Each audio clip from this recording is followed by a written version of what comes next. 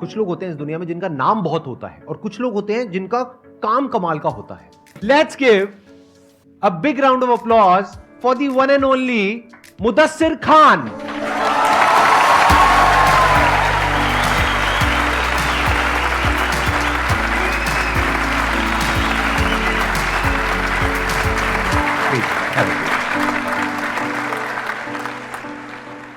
आप बताएंगे आपकी स्टोरी क्या है, मतलब आपकी शुरुआत कैसे हुई, कब हुई, ये बुक्स में आपका इंटरेस्ट कहां से आया और कैसे आया? बुक्स में इंटरेस्ट लाइक बचपन से पापा की वजह से आया.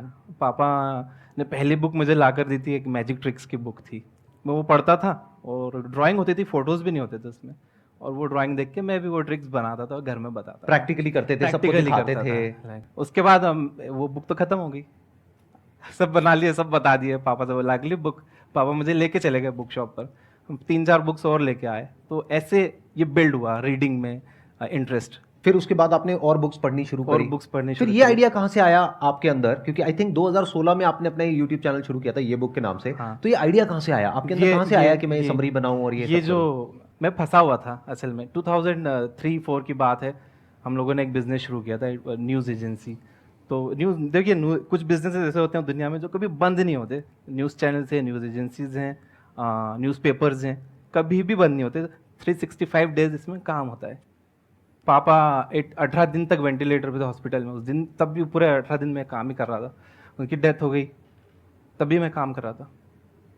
उसके बाद एक मैंने न्यूज़पेपर में ऐड देखा, एक बुक फेयर लगा हुआ था. मैं चले गया, वो किलो से बुक्स मिल रही थी वहाँ. किलो के भाव से मिलती थी? किलो से बुक ये मैंने पहली बार सुना है. ऐसी भी कोई बुक फेयर होती है? हाँ, एक बुक फेयर थी किलो से, एक रद्दी जैसा था वो, किलो से बुक्स. तो आप बेच भी सकते हैं, खरीद भी सकते हैं. हाँ. तो बढ़िया है. और मैं कलर ब्लाइंड हूँ, पीले कलर की एक बुक, मुझे कवर अच्छा लगा यार, येलो कलर, मैं कलर ब्लाइंड. तो वो बुक थी use what you have got. Barbara Corcoran उसके ऑथर हैं. तो बारबरा भी यही प्रॉब्लम फेस कर रही थी जब उन्होंने बिजनेस शुरू किया था, कि वो अपना काम डेलीगेट नहीं कर पा रही थी. तो वो लिखती हैं कि देखिए, आप कभी भी अपने जैसा 100% ढूंढने जाओगे, नहीं मिलेगा कोई भी. आप जितना कर रहे हो, आपके 80% भी कोई कर रहा हो, वो काम उसे दे दो. यहाँ से मेरे ताले खुल गए दिमाग के. तब मैंने सोचा अब बुक्स का नॉलेज शेयर करेंगे. बुक्स में इतना पावर है, कोई एक बुक का एक आइडिया आपकी ज़िंदगी कंप्लीटली बदल सकता है. तो मैं वहाँ से निकला तो मैं यहाँ पहुँचा हूँ. अभी तो आगे, बहुत आगे जाने वाले हैं आप. Let's give big hand for him. ये छोटी चीज नहीं है, ये पहली बार एक पब्लिक प्लेटफॉर्म पर आए हैं और यहाँ पर आकर के बोल रहे हैं. इसके लिए बहुत करेज चाहिए.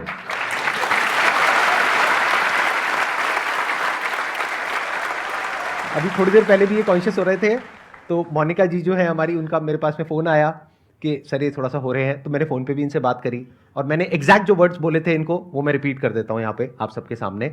आपका एक भाई है जिसके साथ में आप बैठ रहे हो और बात करने वाले हो. भूल जाओगे यहाँ पे कोई ऑडियंस है, और जो ऑडियंस है वो भी सब भाई बहनें हैं. अगर आपको बहनें बोलने में कोई दिक्कत ना हो तो. कोई दिक्कत नहीं. 5 साल पहले जब मुझे कोई जानता नहीं था, अभी भी कोई नहीं जानता. आप जानेंगे, अब जानेंगे इस वीडियो के बाद में, आप सब जानेंगे. 5 साल पहले कुछ 3-1 हज़ार सब्सक्राइबर्स थे. तब मैंने आपके शो पर ऑडियंस में आने के लिए अप्लाई किया था. तो आपने ऑडियंस में तो नहीं बुलाया, गेस्ट में बुलाया.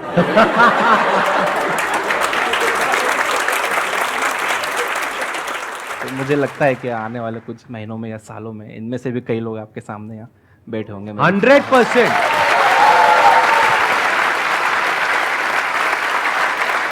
सच सच बताना, अंदर तक किसको लग रहा है कि आने वाले 5 साल बाद वो इंसान यहां पर बैठा होगा या बैठी होगी?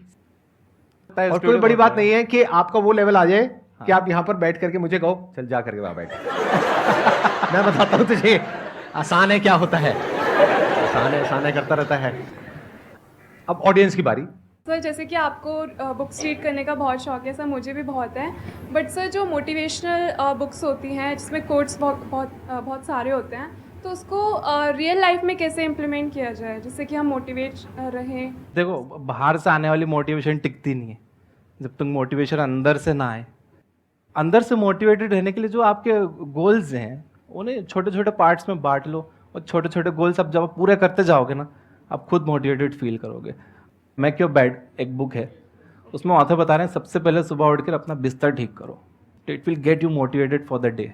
और दिन खराब भी गया था आपको, घर आकर रात में बिस्तर तो अच्छा मिल रहा है सोने के लिए।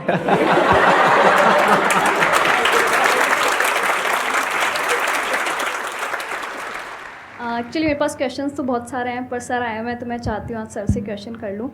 मेरे को भी काफ़ी शौक है बुक्स पढ़ने का और मैं रेगुलर पढ़ती हूँ, बट प्रॉब्लम ये आ जाती है कि जब ज़्यादा बुक्स पढ़ते हैं तो वो बहुत सारी चीज़ें दिमाग में आ जाती है, तो कन्फ्यूज़न हो जाता है कि क्या चीज़ पकड़ के रखें, क्या छोड़ दें। पढ़ करके हम कंफ्यूज हो गए कि ये सही है या वो सही है, हाँ, या वो बुक इसी टॉपिक के बारे में ये कह रही है और दूसरी बुक कुछ और कह रही है। देखिए किसी भी बुक की बात को ब्लाइंडली बिलीव तो नहीं करना चाहिए। आपके पास एक दिमाग है तो अपना दिमाग भी चलाना चाहिए। और मैं तो ये मानता हूँ ज़्यादा बहुत सारे सेल्फ हेल्प बुक्स पढ़ने की ज़रूरत नहीं है।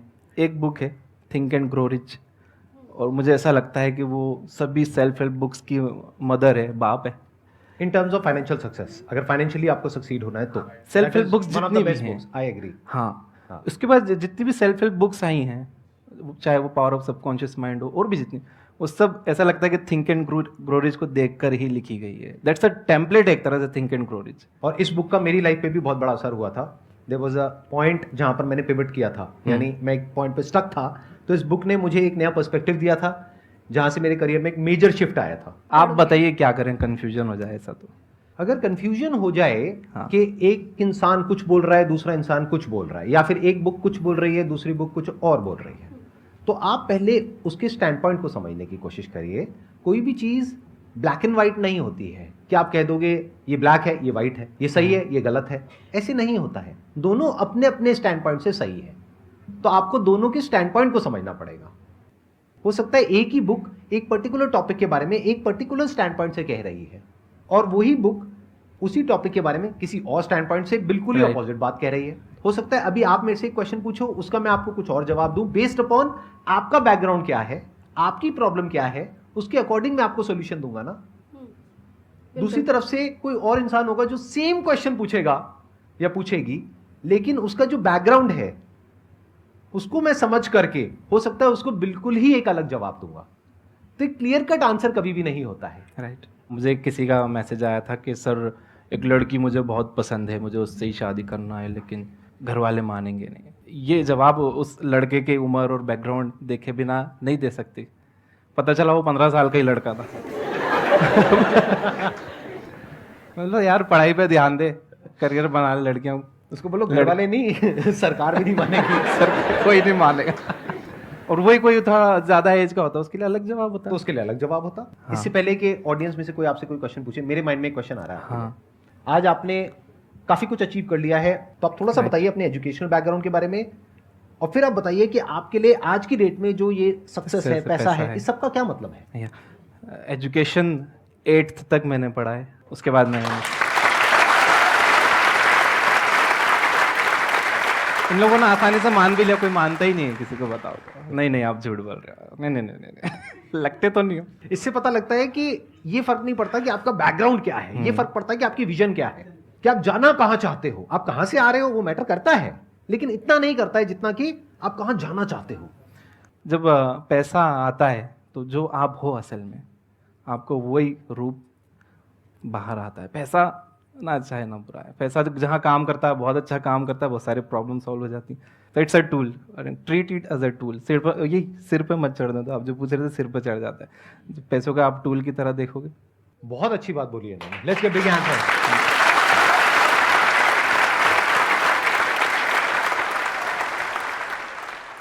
हेलो, अच्छा, ओके, नमस्ते लिप सर। रीड करेंगे। ओके, मैं आपके ताकि बोलना चाहती हूँ, क्योंकि मैं आज जो भाई हूँ, देखिए भाई हूँ, मतलब मेरा प्रॉब्लम है, मैं सुन नहीं सकती।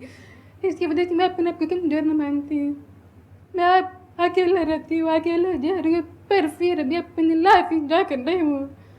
और जो आपके साथ साथ बहुत ज़्यादा रिस्पॉन्सिबिलिटी भी है, मेरे लाइफ कॉम्प्लिकेटेड है बहुत ज़्यादा। तो मुझे समझ में अंदर से टूट चुकी हूँ। मैं अकेला रह रही हूँ, प्रॉब्लम है, कमजोर नहीं हूँ, लाइफ जी रही हूँ खातिर, पर अंदर से गोल अचीव करने का हुनर टूट चुका है। तो कैसे कर सकती हूँ मैम? मैं धीरे धीरे बोलूंगा ताकि आप मेरी बात को समझ पा रहे हैं। मैं समझ रही हूँ।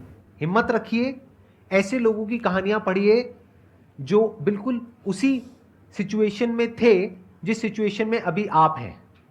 प्रॉब्लम है, कोई बात नहीं, वहां से ध्यान हटाइए। जो आपके अंदर अच्छा है, यूनिक है, जब भगवान कुछ हमसे लेता है तो कुछ देता भी है। वो कई बार दिखता नहीं है।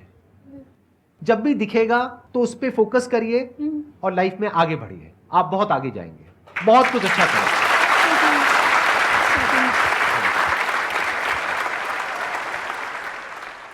मुझे पूछना है मोटिवेशन के ऊपर। मैं बहुत ही इमोशनल पर्सन हूँ। मैं अपने डियर वंस को लेकर बहुत जल्दी घबरा जाती हूँ। अभी तक ये फीलिंग मुझे अभी मैं शिवर कर रही हूँ पूछते हुए, जो मैं आपसे पूछने वाली हूँ। आई एम सॉरी, मैं आपको रिमाइंड करा रही हूँ। जब आपके फादर वेंटिलेटर पे थे, आई नो कि वो टाइम बहुत स्ट्रगलिंग रहा होगा आपके लिए। आप शायद कुछ अचीव भी करना चाह रहे होंगे।